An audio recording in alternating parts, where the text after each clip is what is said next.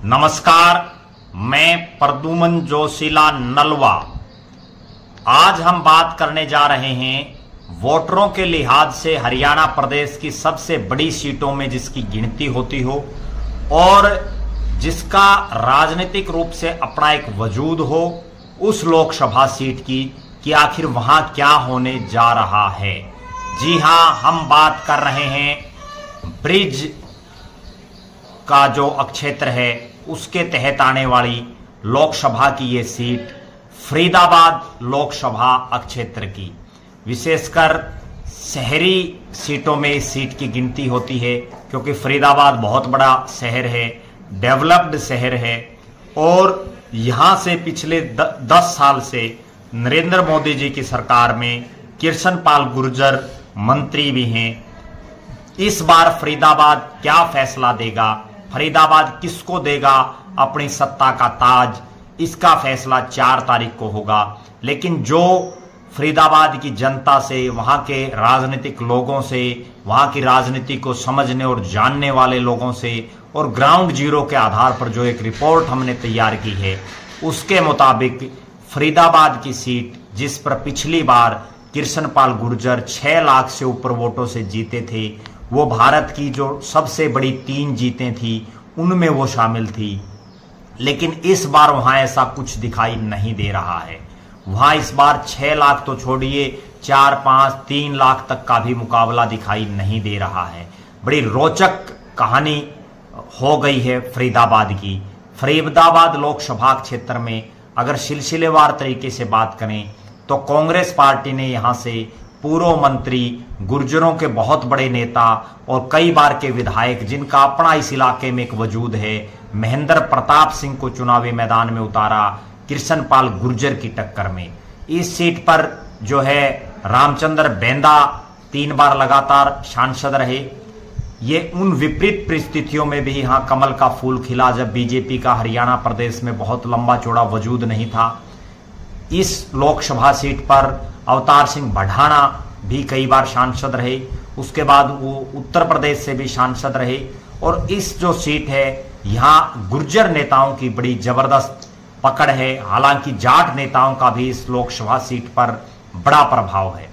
अगर बात करें फरीदाबाद लोकसभा की तो यहाँ जो 3 विधानसभा क्षेत्र हैं वो पलवल जिले के आते हैं और 6 जो विधानसभा क्षेत्र हैं वो फरीदाबाद विधानसभा के आते हैं, फरीदाबाद जिले के आते हैं।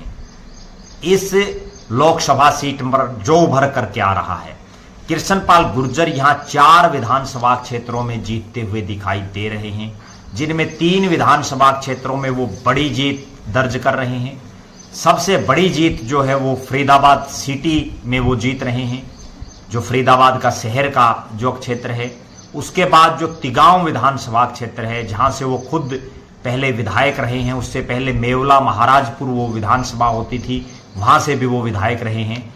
और अब जो है यहाँ कृष्ण पाल गुर्जर के जो बेटे हैं वो इस सीट पर चुनाव की तैयारी कर रहे हैं, लिहाजा तिगांव में भी उनको बड़ी जबरदस्त लीड मिल रही है।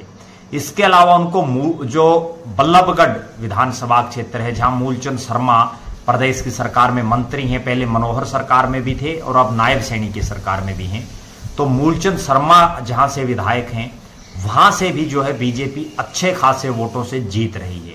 हालांकि उस इलाके में मूलचंद शर्मा कोई बहुत बड़े काम नहीं करवा पाए, जिसकी वजह से यहां उनकी खिलाफत दिखाई दे रही है। इस सीट पर एक बहुत बड़ी बात जो निकल करके आ रही है, जहां पूरे प्रदेश की बहुत सी लोकसभा सीटों में किसान आंदोलन का असर रहा, बहुत सी सीटों में लगातार जो आंदोलन रहे उनकी वजह से परिणाम भी प्रभावित होने की संभावना है। लेकिन फरीदाबाद की सीट पर किसान आंदोलन का कोई बहुत बड़ा फैक्टर दिखाई नहीं दे रहा। यहां अगर कोई फैक्टर दिखाई दे रहा है तो मोदी फैक्टर दिखाई दे रहा है। यहां बहुत से लोग जो माइग्रेटेड हैं, हरियाणा से बाहर के लोग हैं, वर्षों पहले या नौकरी करने के लिए आए और वो यहीं रहने लगे, यहीं उन्होंने वोट बनवा लिया, वो सीधा सीधा केपी गुर्जर को और जो बीजेपी को फायदा पहुंचा रहे हैं। यहां जो है लोकल मुद्दों पर जो है गली नालियों, सीवर, जो शहरी क्षेत्र है, इन्हीं तमाम मुद्दों पर यह चुनाव लड़ा गया। इस लोकसभा क्षेत्र में जो चौथा विधानसभा है जहां से केपी गुर्जर को बढ़त मिलने की पूरी संभावनाएं हैं, वो है फरीदाबाद एनआईटी का। इस एनआईटी के इलाके में काफी संख्या में जो माइग्रेटेड लोग रहते हैं वो इस क्षेत्र में रहते हैं और यहां कहीं ना कहीं उनमें केपी गुर्जर का बड़ा प्रभाव वर्षों से रहा है। अब बात करते हैं 3 विधानसभा क्षेत्र ऐसे भी हैं जहां कांग्रेस के महेंद्र प्रताप सिंह बड़ी भारी बढ़त केपी गुर्जर पर बना सकते हैं। वो जो 3 हलके हैं उनमें सबसे पहला जो हलका है वो है बड़खल, जहां से खुद महेंद्र प्रताप विधायक रहे हैं, उनका गृह क्षेत्र है, यहां से वो अच्छी खासी लीड लेने के आसार उनके हैं। इसके अलावा उनको एक बड़ी लीड हथीन में मिलने जा रही है।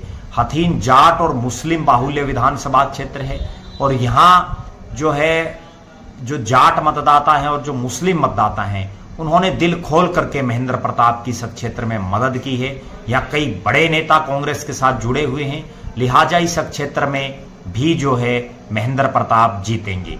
तीसरा जो विधानसभा क्षेत्र है वो आता है होडल का, जहां उदय भान जो प्रदेश कांग्रेस के अध्यक्ष हैं वो यहां से आते हैं। हालांकि वो पिछला चुनाव हार गए थे। यहाँ बीजेपी के जगदीश नैयर विधायक हैं वर्तमान में और जाट बाहुल्य ये विधानसभा क्षेत्र है। होडल में भी जो है महेंद्र प्रताप सिंह को अच्छी खासी लीड मिलने जा रही है। उसके बाद 2 विधानसभा क्षेत्र ऐसे हैं जहां बड़ा कांटे का मुकाबला दिखाई दे रहा है, पलवल और पृथला। लेकिन पलवल में चूंकि जो है करण सिंह दलाल का क्षेत्र है, जाट बाहुल्य क्षेत्र है, तो इस पलवल जो विधानसभा है इसमें भी कहीं ना कहीं जो है कांग्रेस बढ़त बनाएगी। अब वो कितने मार्जिन से बनाएगी उस पर अभी थोड़ा संशय दिखाई दे रहा है। कोई बड़ी जीत नहीं है लेकिन जीतने की संभावना है। उसके बाद पृथला विधानसभा है, यहां से नैनपाल रावत निर्दलीय विधायक हैं। नैनपाल रावत का यह क्षेत्र है और इस क्षेत्र में दोनों के बीच बड़ा कांटे का मुकाबला है। कहीं ना कहीं यहां से भी कांग्रेस के जीतने की संभावना दिखाई दे रही है। कुल मिलाकर के कहा जा सकता है कि 4 विधानसभा क्षेत्रों में कृष्णपाल गुर्जर बड़े भारी बहुमत से जीतेंगे, 3 विधानसभा क्षेत्रों में जो है महेंद्र प्रताप जीतेंगे और 2 विधानसभा क्षेत्रों में बिल्कुल कांटे का मुकाबला है। उस कांटे के मुकाबले में कहीं ना कहीं जो एज है वो महेंद्र प्रताप को इस क्षेत्र में दिखाई दे रहा है। अगर ओवरऑल कंक्लूजन निकालें हम इस फरीदाबाद लोकसभा क्षेत्र का, तो यहां जो है नरेंद्र मोदी का, राम मंदिर का, इन 2-3 चीजों का बड़ा इफेक्ट इस क्षेत्र में देखने को मिल रहा है।